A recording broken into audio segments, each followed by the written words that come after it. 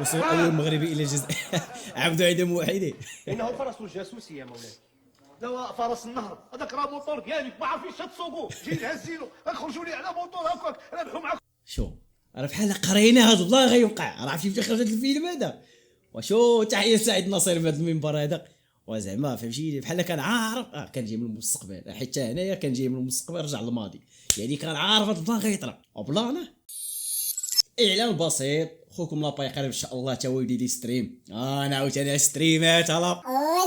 المهم اخوان نتوما تختاروا لينا فين المنصه اللي بغيتو نديرو فيها اللايفات، واش في اليوتيوب ولا في تويتش ولا في كيك. المهم نتوما عزلوا نتوما فين غترتاحوا وفين قريب لكم تفرجوا فيا كندير ستريم. المهم ما نطولش عليكم بزاف، خلينا نكملوا الفيديو. ضربه بوجه للمخابرات شنقريحه الرونديله وعصابه وذبابيه تم تجريد الملاكم الاولمبي ايمن خليف من القابه وحضره مدى الحياه والتجريدي او تحريدي من جائزه 25 مليون دولار بعد فشل الاختبار والتاكد انه ذكر وليس انثى كما يدعي بني عداس. انا اللي ضرني هو ملي كنا نقولوا كلنا ايمان، هما ماشي حنايا، هما كيقولوا كلهم ايمان فهمتيني. وتحيه الايمان ايمن من هذا المنبر هذا. حرقة الاعلام دزت الاعلام يا دين الرب وجدات المروكيه وجدات. هادي اخوي اخوان نختصروا لكم البلان. هي ديال خيتي هذه الدريه هذه عايشه في ماتش اسبانيول ماتش طاليان، عفسات على درابو ديال الجزائر والجزائر بقى فيهم الحال ومشاو هجموا عليها واللعيبات. وعلاش ديروا علاش دير هانتوما مؤخرا في كاس افريقيا حركتوا التولي ديال المغرب ودرابو ديال المغرب حلال عليكم فهمتيني. خصنا نتقبلوا وندروزوا بجغمه الماء وحنا بقينا كنضحكوا عليكم على قبل هذيك العقليه اللي عندكم كي دايره. وملي الدريه دارت هذيك البلان هكاك ما تقبلتوهاش. لماذا هذا النفاق؟ تحللوا ما تريدون وتحرمونكم. اودي اش نقول لكم. وتحيه المنافقين الحاسد الجزائريين. راه كدوش شي وحدين معايا في الفيديو ولكن نسوبريميهم حيت بالي هضرت بزاف وانا ما كنبقاش باغي نهضر بزاف. ميساج خفيف راه وصيفطنا لكم. هادشي ديال طاوه خليه عندكم. هو البلاد تونس ستفرض التاشيره الدخول على المغرب الشهر المقبل. شكون اللي لايحه لك محمد الراضي الخائن. ومن هذا المنبر كنقول لك كيسلم عليك رفيق بوبكر يا جنزيره جايبه لينا عاوتاني انت حرام بس ما فيهاش تاخير لازم وقت شي. كما العاده طارقه كيفاش غيهضر ادي ديما ادي كيتشرملوا معاك. شوف يا وليه وصوت وحش ده ما انا قاعد قدامك تبقى عاري ليه؟ بخرب بيتك خويا كتجيب لي اشمئزاز حيد غيرك. نشوفوا في اكتوبر وصل شفناكم اكتوبر تقريبا اخوان دابا 3 في الشهر. اش بان لي الضو باقي عندنا اللهم بارك ولا عيبات ولا شي اكتوبر دا شي عام اخر ولا كيفاش. حيت ما قلتوش عام المهم قلتو اكتوبر عام الله اعلم ولا ناويين تغفلونا ولا اخيرا بلبن في المغرب. هذوك اللي قالوا في الجزائر بان راه عندنا الفرع في الجزائر وخرجت السيد مول الشركه قال لهم بان راه ما عندنا حتى فرع في الجزائر. هو فمو كيقول بان راه في المغرب. ومرحبا بكم اخويا. في كاين هذا المحل بعد هذا في المغرب.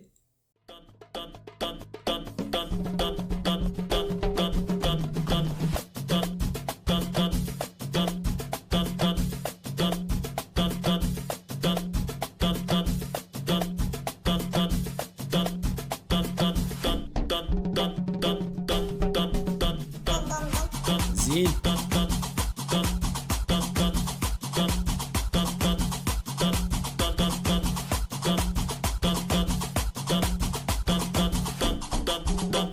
كاين محل اخوان نمشيو نجربوها حتى حنايا.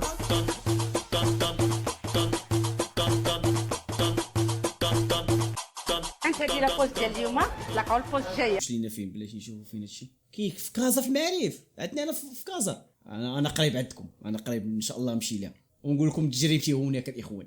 كي تهضري على الصلاة بالطريقة هذيك سمحوا لي هذا استهزاء بالدين هذا يسموه استهتار.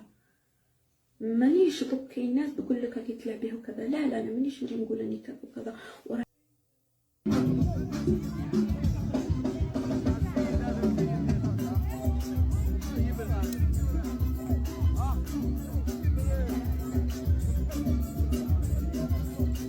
غادي تقول لي راه كتشطح بالحجاب ديالو اللعيبات فهمتيني. انا غيلقاو لها واحد التخريجه هاك زيدك هادي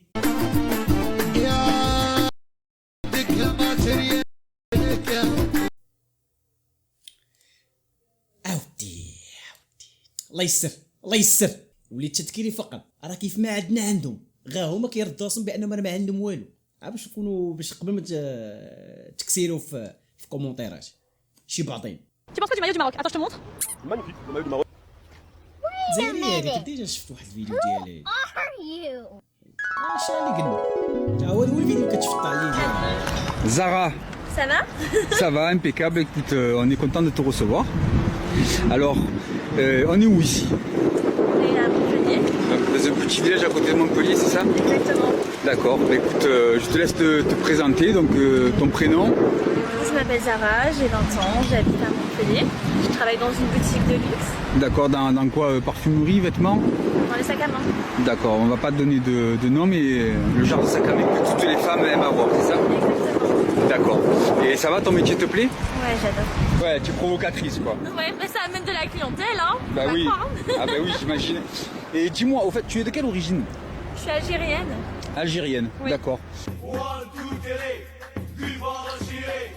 جزائريه جدك. هذا هو الاشكال اللي فيهم. علاش كتبقى كتنساو بلي راه كاين الارشيف، كتنساو بلي كاين الارشيف. يعني اي واحد بغى يشوه السمعه ديال البلاد ديال المغرب حيد الارشيف اللي عليك وديك الساعه ودير اللي بغيتي.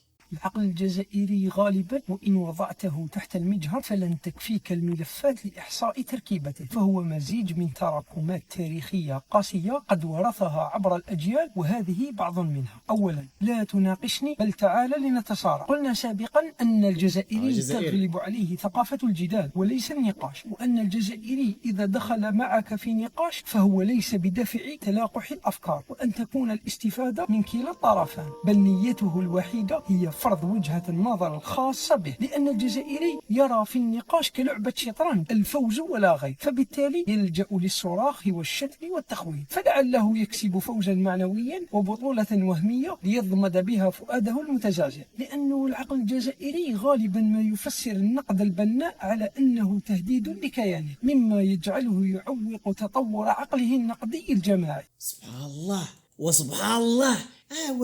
جزائري بعقله اخويا، الله يكملك بعقلك اخويا، والله يدير الاخرين تا هما يكون عندهم نفس العقل باش كتفكر اخويا، والله يسهلك الله يسهلك. هذا هو من 10% اللي باقا في ذاك الجزائر اللي باقي مزيان. 90% كلهم ولي كيهضر عليهم، 90% ولي كيهضر عليهم، 10% منهم هاد السيد هذا. يا كحل خويا العزيز، خلي المروكي راه بلاد شابه ونقيه خويا العزيز، خليها كي خادمينها خويا.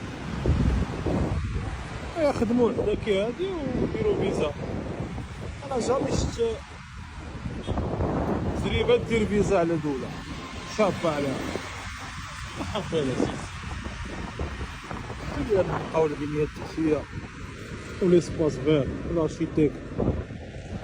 ما ذلك كتبقى الجزائر سويسرا ديال افريقيا، الله يرضي عليك. حنا مجرد مغرب فقط، وما سويسرا خير من سويسرا يا جدك. واش يتسحب لك يا عم؟ تأشيرة ايه اللي انت بتفرض؟ ما تفرض يا عم، افرض بدل التأشيرة 10، ما تدخلش مغربي عندك، هيموتوا من الجوع. وما هيجوا عندكم يعملوا ايه؟ ده انتوا مش لاقيين ميه تستحموا ولا تشربوا، بتتغذوا على لحم الحمير والبغال وفراقش ارجل الدجاج وفراقش الحمير، بتعملوا مزاد على جمجمة الحمار. كاينه شفت الفيديو، لحمه يعني اي حاجه بقى مش مهم، هي لحمه وخلاص. هيجوا عندكم يعملوا ايه؟ ومتخيلين انه انجاز. العالم كله وقف وضرب تحيه لعبد المجيد القفه لما خد هذا القرار. اوف كنيله جاتكوا 15,000 مليار نيله على ايه؟ على منظومه التعليم الناجحه عندكم، ولا منظومه الصحه، ولا الوزارات والهيئات اللي عاملينها مراحيض عموميه، ولا البنيه التحتيه اللي زي الزفت، ولا ايه يعني؟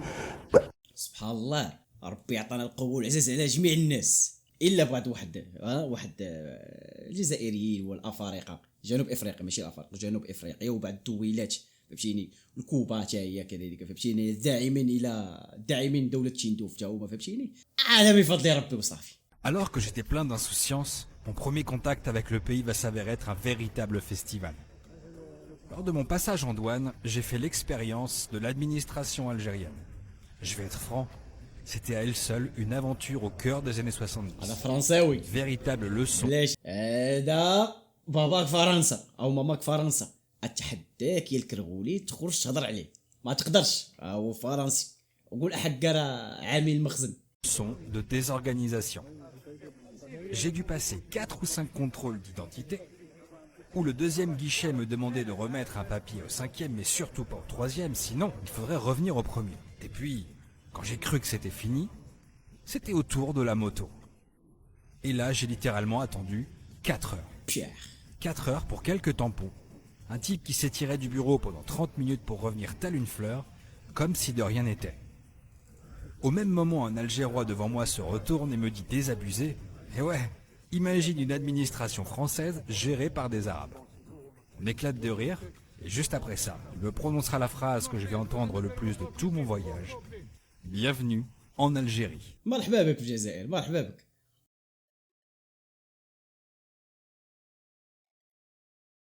Je sors enfin du port avec une tonne de papier dont je doute de la réelle utilité. Et quoi qu'il en soit, le voilà enfin libre. Incroyable. J'ai rarement vu une administration aussi désorganisée. Mais je pense qu'on peut le dire. Je suis sur Alger. Et c'est un truc de fou. ولكن بلاتي واحد القضيه، دابا انت فرنساوي، علاش هاد الوراق كاملين وانت غتدخلها ولايه فرنسيه؟ شي جواب لهذا السؤال يا اخوان. الدعوه والله ما يتبشر بخير خاوتي، والمجتمع الجزائري راهو في خطر. شوفوا معايا لا فيديو. هل هناك فقراء في الجزائر؟ سؤال من الصعب أن تجيب عليه بنعم إذا عرفت مثلا أن هذا البلد يحتل المرتبة الثالثة عالميا والثانية أفريقيا في تصدير الغاز الطبيعي، بالإضافة لموارد أخرى على رأسها الحديد واليورانيوم والرصاص والفوسفات. لكن قد يقول قائل إن الثروة النفطية والمعدنية يتداخل فيها شركاء وشركات أجنبية، ولا يصل البلاد منها إلا القليل من الأرباح. طيب ماذا لو عرفت أن قيمة ثروات البلاد المنهوبة تقترب من 300 مليار دولار، وأن الفساد والرشوة كبد الاقتصاد الوطني خسائر تجاوزت 1000 مليار دولار حسب البيانات الرسمية؟ وعندما تطالع الأحياء الراقية في بلدية بئر مراد رايس، هل ستصدق أن على أطراف هذه الأحياء الراقية يعيش الآلاف في عشش من الصفيح والقصدير؟ عندما تعرف ذلك بالتأكيد ستبدأ في تقبل فكرة أن هناك بالفعل فقراء في الجزائر. قدرت الرابطة الجزائرية للدفاع عن حقوق الإنسان عددهم بنحو 15 مليون مواطن، أي 38% من عدد السكان، ارتفاعا من 24% خلال عام 2014 المتلازم. وبالتوازي مع ذلك انزلقت الفئات المتوسطة إلى هوة الفقر، بينما انتقل. خويا انت كتكذب، ما انت كتكذب. واش الناس عايشين خير من سويسرا وتقول عليهم هاد الهضره؟ انت كذاب، انت ما مزيانش. ترى سويسرا هي جدك هذيك. تحيه لعبد المجيد اوف. تفضلي اختي. السلام عليكم الناس الكل. انور عايشك سكر المايك لا يتعاود الصوت. باهي اسعد طلب نتاعي يعيشك حتى واحد من دز ما يقاطعني. احنا لهنا كل واحد باش ياخذ كلمته. سحبيها ديز سحبيها دي زاد اسمها دي زاد من بروفيلك كتنحيها من بروفيلك وسمات دي زاد ماشي دز، وسمات دي زاد ماشي دز. تسكت تحترم الحوار لهنا اوكي؟ انا مانيش امك اللي باش نعدي لك الاولى والثانيه. تحترم انت تحترمي نفسك، ما تقوليش طز، قولي ديز. يا مو يا مو يا اخي مالك يا مو يا اخي جالسه تهجم على عباد الله كذا. خلي يسميك دز ولا طز ولا اي حاجه يا اخي عادي، هذه يسموكم عادي. احنا كلنا غيروا اسامينا، حتى انا بيسموني اسم غير الاسم. ما جت عليكم، اهدى شويه، اهدى يا مو، اهدى رجاء اهدى. نبداو بهذوما الجزائريين البحذانه التبونيين. اش نقول لك انا كتونسيه يا اخي. انت كبديت من بكري قيدت راني سجلتك المداخله نتاعي كي قلت انت للخياط اخي خنشلوكم. نبداو بالتخنشيل. احنا كشعب تونسي عمرنا ما سبينا، بداو بالمغرب خنشلوهم بعد تعداو لتونس. انت يا اخ اسعد كل شيء تعمل عليه بحث. اعمل بحث على نوميديا مسجله باسم تونس، خنشلوها وقال لك نتاعنا. كيفاش انت يا اسعد انا مثلا نجي لتاريخ اليمن نتاعك نسرقه انا كتونسيه، اسكو انت باش تسكت لي؟ لا تسكت لي يا اسعد. اوكي لا. انا كتونسيه خنشلو نوميديا اللي هي تونسيه ومسجله باسم تونس. كل شيء موجود عندنا موثق. قال لك خنشلوه قداش من واحد يطلع معك باسم نوميديا. ايوه وقالوا انا جزائريه، انا ناقشتهم. نوميديا تونسيه فعلا. تونسيه مسجله في تونسيه مسجله. لا اله الا الله. وطالع اللي يقولوا لي انها عندهم وشيء من هذا القبيل. عندهم خنشله واضحه. الخنشله واضحه. عندنا احنا متحف باردو، خنشلوه هما وعملوا زاده متحف كيفنا. خنشلوا الاكل متاعنا، خنشلوا تاريخنا، بداوا في التاريخ في كل شيء متاعنا يخنشلوا فيه. بدينا احنا كي تسكت وهذا ديك التخنشيل دابا فهم. دابا داك الرئيس عبد المجيد النون الكنيه ديالو عرفتي مناش خدا من الاسم المحراش اللي عندهم. دابا حنا عندنا المحراش غالبا كيعرفوا شنو هو المحراش، هو الخبز بداك السميتي كيكون فران. هو المحراش عندنا حنايا في تونس كيقولوا لي واحد السميه قريب للسميه ديال الرئيس ديال الدوله ديالو ديال الدوله طز.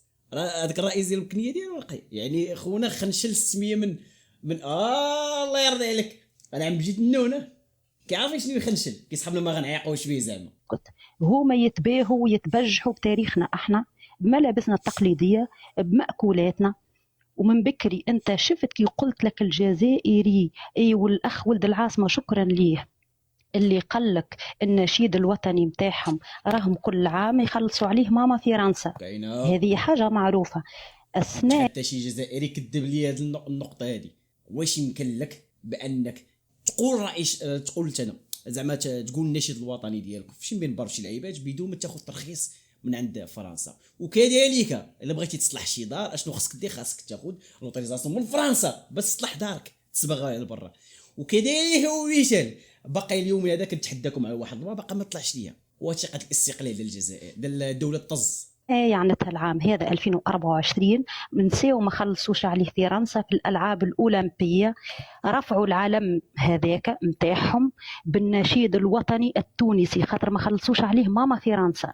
هي خصني نبحث على هذا البلان اللي لقيتو غنبارطاجي لكم. انا ما مأكدش من هذه المعلومه، المهم لا لقيتو غنبارطاجي. لا يا كيف رفعوا. نعاود لك لحظه يعني ايوه الجزائريين رفعوا بالعلم بالنشيد الوطني ديالكم.